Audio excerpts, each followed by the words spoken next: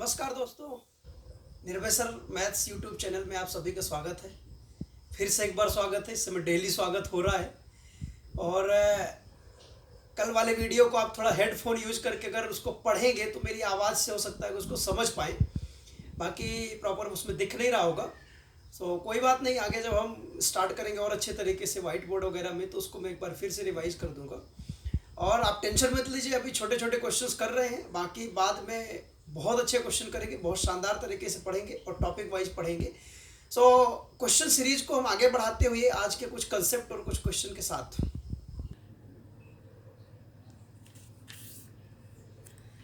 दोस्तों, आज का एक छोटा सा कंसेप्ट है। सबसे पहले हम देखते हैं, इस कंसेप्ट से हम एक ट्रिकी अप्रोच टाइप से बनाएंगे। तो ये कंसेप्ट आप सभी लोग जानते हैं कि भाज्य बराबर भाजक गुणे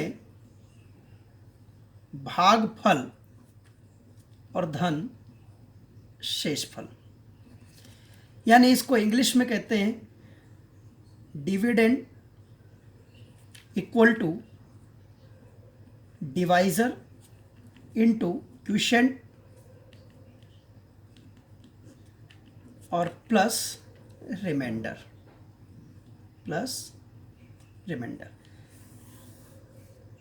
इसको आप नोट करिएगा और इसी से रिलेटेड हम क्वेश्चन में डायरेक्ट समझेंगे कि इसका यूज कैसे करना है।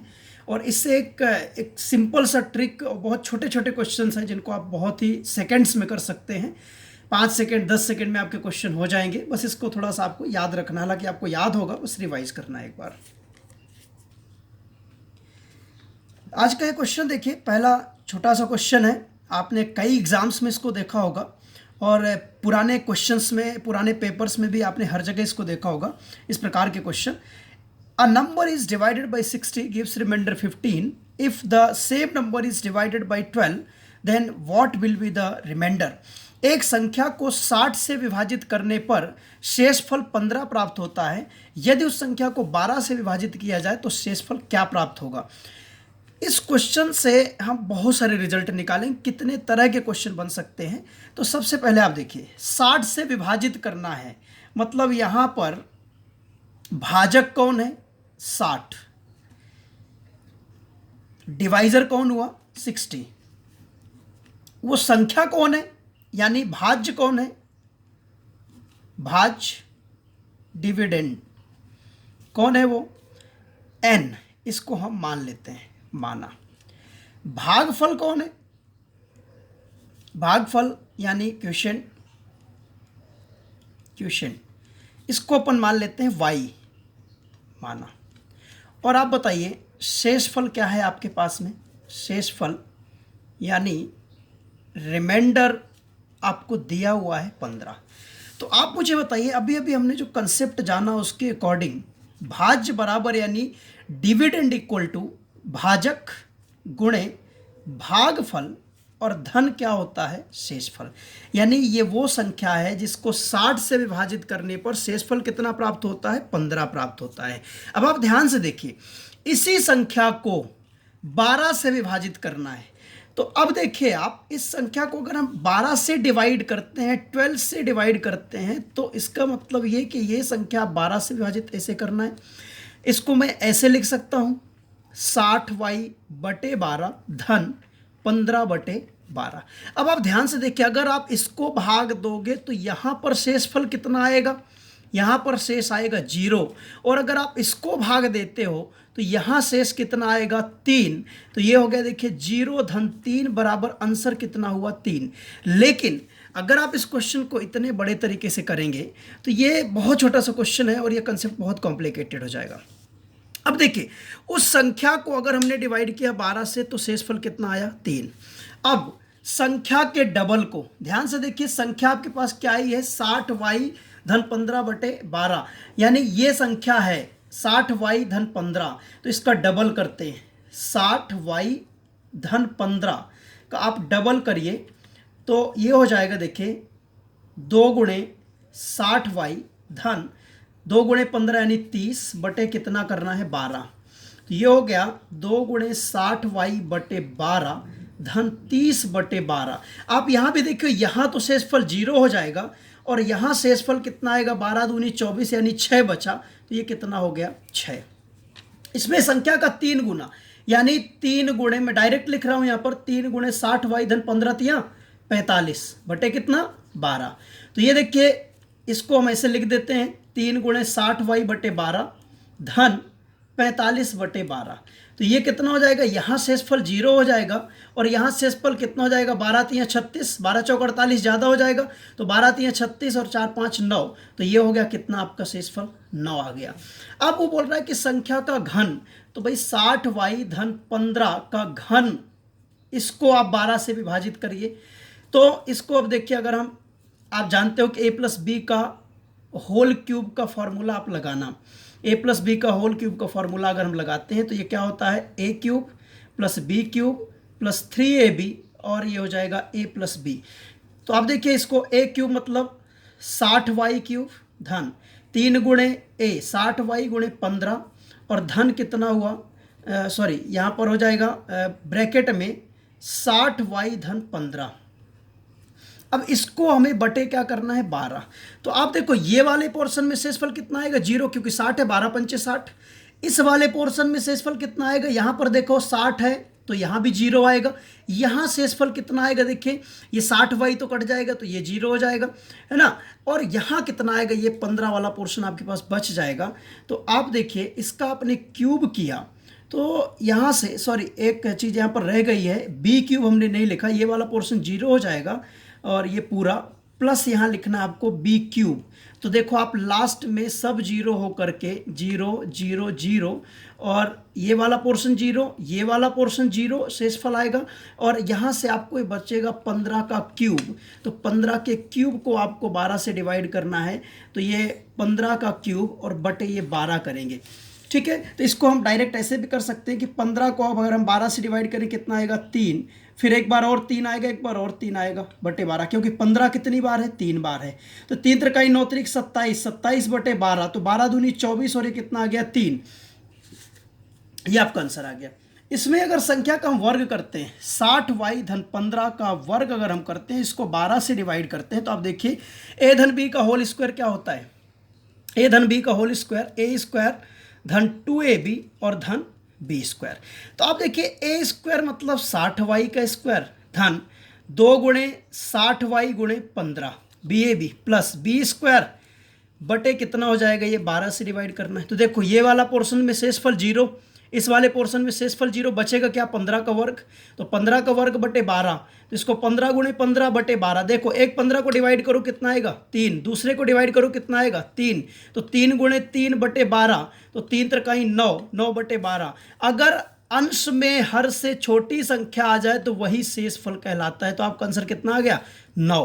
अब थोड़ा सा आपको ध्यान से ऑब्जर्व करना है। देखिए यहां पर अगर हमने संख्या को डिवाइड किया तो सिर्फ किससे डिवाइड करना पड़ा, शेषफल को, यानी 15 को किससे 12 से। यहां हमें किससे डिवाइड करना पड़ा, संख्या का 2 गुना बोला है तो सिर्फ शेषफल का 2 गुना, 15 का 2 गुना 30 को हमने 12 से डिवाइड किया, कितना आया 6। यहां बोला है संख्या का 3 गुना, तो शेषफल का 3 गुना सीधे डिवाइड करना है 12 से, आंसर कितना आया 9। यहां बोला है संख्या का घन, तो संख्या के घन यानी शेष के घन को 12 से डिवाइड करना, तो आंसर क्या आएगा, जो भी आ जाए 3 4 जो भी आए XYZ।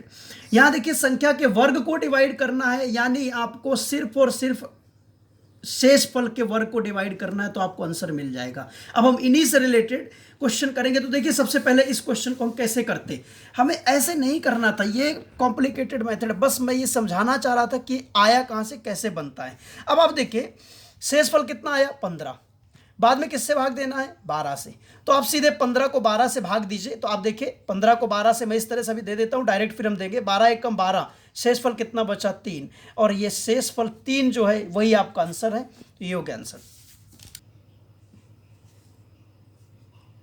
इस क्वेश्चन को देखिए, सेम क्वेश्चन है, संख्या को 75 से विभाजित किया जाता है तो शेषफल कितना आता है 32। अभी मैंने बताया कि सिर्फ और सिर्फ आपको शेषफल पर फोकस करना है। Remainder is 32, so this remainder is, इसको आप इससे डिवाइड करिए, सो डिवाइडेड बाय 15। आपको अब देखना है what will be the remainder, तो आप सीधे 32 को 15 से डिवाइड कर दीजिए और देखिए आप कितना शेषफल बचेगा, 2 बचेगा, यही आपका आंसर है। देखिए दोस्तों, सेम क्वेश्चन। 84 से भाग देने पर 25 शेषफल प्राप्त होता है, तो उस संख्या के डबल को 2 गुने को 12 से विभाजित करने पर कितना शेषफल आएगा। तो देखिए 25 शेषफल आया, शेषफल को डबल करिए, 50 को 12 से डिवाइड करिए, कितना हो गया 12 चौक 48, शेषफल कितना बचा 2, शेषफल आया कितना 2, तो आंसर हो गया क्या 2। नेक्स्ट क्वेश्चन देखते हैं। एक संख्या को 65 से विभाजित करने पर शेषफल 12 प्राप्त होता है। If a number is divided by 65 then the remainder is 12, then what will be the remainder if the 3 times of the number is divided by 13।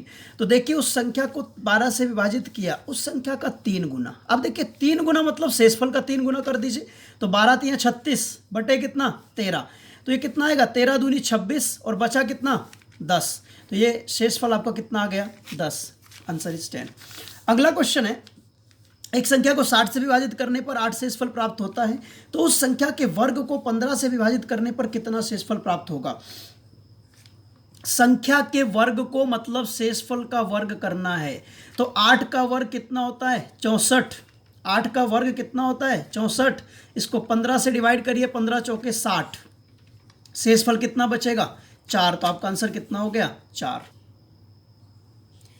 दोस्तों सेम क्वेश्चन देखिए, संख्या को 84, कोई संख्या n है, 84 से विभाजित करने पर शेषफल 5 प्राप्त होता है, तो n क्यूब मतलब संख्या के घन को 12 से विभाजित करने पर कितना शेषफल प्राप्त होगा। n क्यूब मतलब संख्या का क्यूब, तो आपको शेषफल का क्यूब करना है, यानी 5 का क्यूब कितना होता है 5 का क्यूब होता है क्या 125, और बटे आपको क्या करना है 12। देखिए 12 दाम 120 कट जाएगा, तो शेष कितना आ जाएगा यहाँ पर 5, और यही आपका आंसर है। अगला क्वेश्चन है, दो संख्याओं को जब 17 से विभाजित किया जाता है तो शेषफल क्रमशः 13 एवं 11 प्राप्त होता है, 13 and 11। If a number is divided two numbers when divided by 17 leaves remainders 13 and 11 respectively. If the sum of those two numbers is divided by 17 find the remainder. So देखिए 13 और 11 प्राप्त होता है, तो कुछ नहीं करना है, बाद में उन संख्याओं का योग बोला है, मतलब रिमाइंडर का योग कर दीजिए। तो 13 + 11 कितना होता है 24, और इसको आपको देखिए 17 से डिवाइड करना है, तो 17 से आप भाग दीजिए, तो आप जानते हैं 24 को आप 17 से भाग देंगे कितना आ जाएगा 7 आ जाएगा, तो शेषफल आपका कितना हो गया 7 हो गया, यही आपका आंसर है। नेक्स्ट क्वेश्चन, एक संख्या को 5 से विभाजित करने पर 3 शेषफल प्राप्त होता है, तो यदि उस संख्या के घन एवं वर्ग का योग, मतलब देखिए शेषफल 3 है, तो 3 का घन करिए, 3 का घन और 3 के वर्ग के योग को आपको 5 से भाग देना पड़ेगा, यानी 3 × 9 = 27 धन 3 × 9 बटे 5, तो 9 7 16 यानी 36 बटे 5 कितना हो जाएगा ये 5 7 35, शेषफल कितना आएगा 1, तो ये शेषफल ये आपका आंसर हो जाएगा। दोस्तों ये थोड़ा अलग टाइप का क्वेश्चन है, इसमें देखिए if two numbers are each divided by the same divisor the remainders are respectively 3 and 4. If the sum of the two numbers be divided by the same divisor, the remainder is 2. Find the divisor.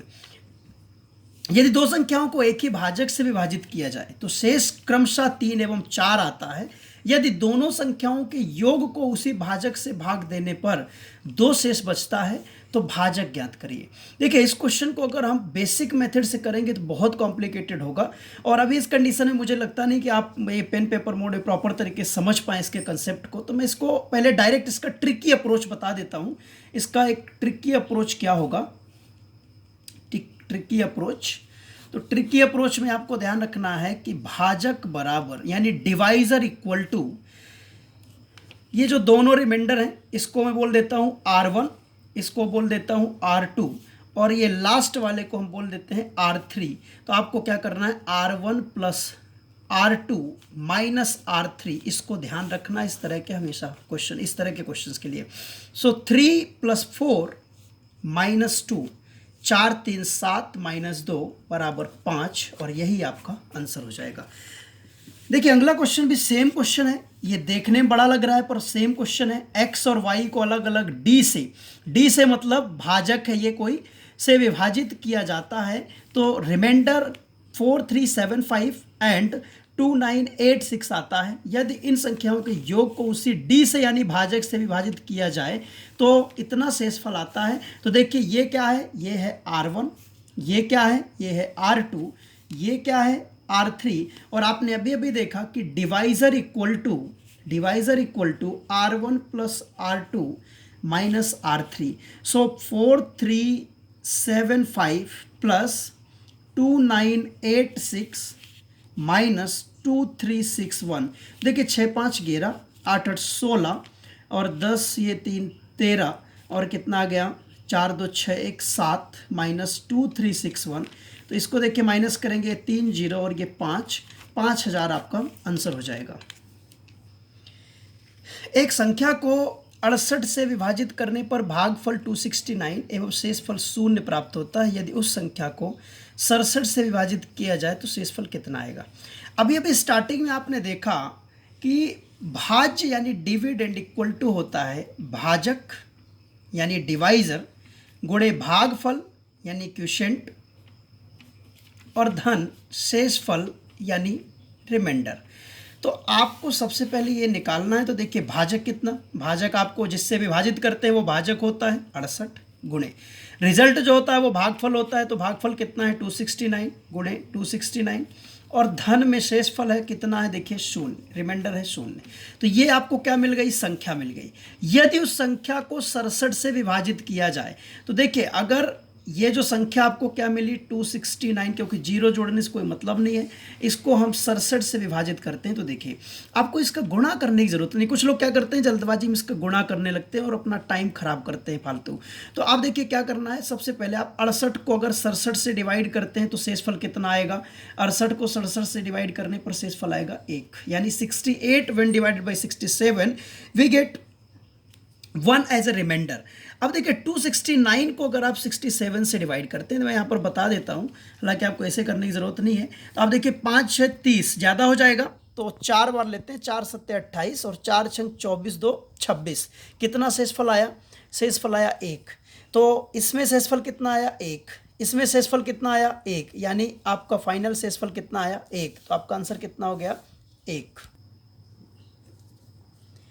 देखिए same question, एक संख्या को जब 44 से विभाजित किया जाता है तो भागफल 432 एवं शेषफल 0 प्राप्त होता है।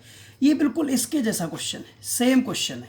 यानी ये जो कंसेप्ट हमने अप्लाई किया है यही सेम कंसेप्ट यहाँ पर लगाएंगे। तो देखिए संख्या क्या बनेगी, भाजक।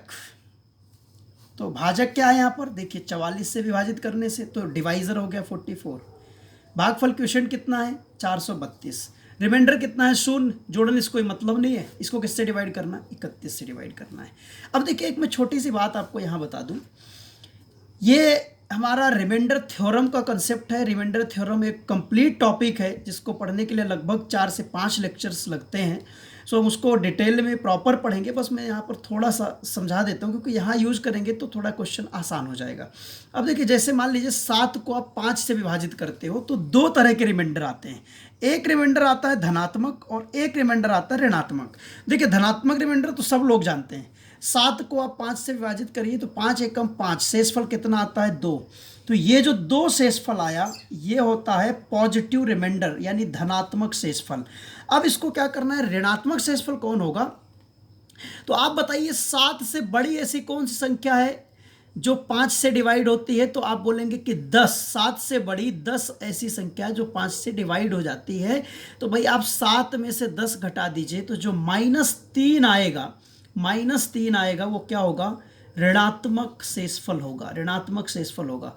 मतलब ये हुआ कि अगर इससे ज़्यादा वाली संख्या को आप डिवाइड करते हैं तो वो जितना ज़्यादा होगी वही ऋणात्मक शेषफल होगा। और ऋणात्मक और धनात्मक शेषफल का योग हमेशा भाजक के बराबर होता है, डिवाइजर के बराबर होता है।